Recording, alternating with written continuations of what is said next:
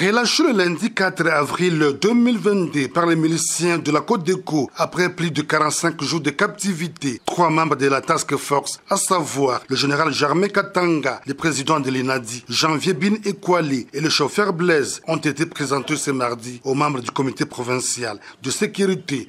Selon le dur des assaillants Côte d'Écho, ils nous ont promis dès le premier jour de la libération du professeur Detchouvi que nous serions libérés en 3 phases. La première phase, c'était la libération du professeur Detchouvi. La deuxième phase, aujourd'hui, on nous libérera.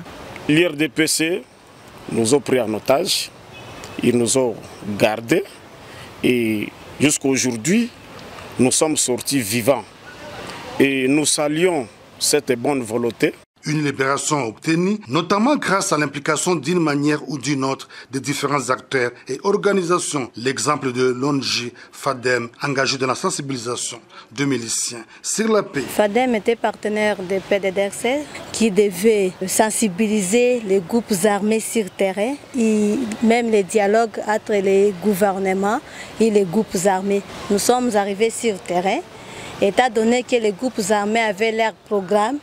Nous les avons conscientisés, nous avons assisté aux séries de réunions jusqu'à arriver à la libération et même aux libérés. Personne ne les a forcés. À l'administrateur militaire du territoire de Djougou d'appeler les miliciens Côte d'Écho à relâcher les 4 autres membres de la Task Force encore en captivité. Au leader de Côte d'Écho de continuer avec ce bon sens et puis le processus qui est déjà déclenché et pour ramener la paix, restaurer la paix dans les territoires de Djougou, que ça ne puisse pas s'arrêter.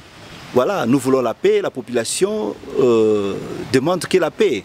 Notons que la libération intervient après celle du professeur Jean-Baptiste Detchouvi, relâché le 21 mars dernier pour des raisons de santé. Pour rappel, quelques semaines après la prise d'otage de Thomas Lubanga et 7 autres membres de la Task Force, le gouverneur militaire de l'Ituri, le lieutenant général Luboyanka Shomadjoni, avait mobilisé les différents leaders communautaires et structures de pacification afin de trouver des voies et moyens pour la libération de ces émissaires du chef de l'État pris en otage le 16 février dernier, non loin des Bambous, en territoire de Djougou, lors de pourparlers sur la paix.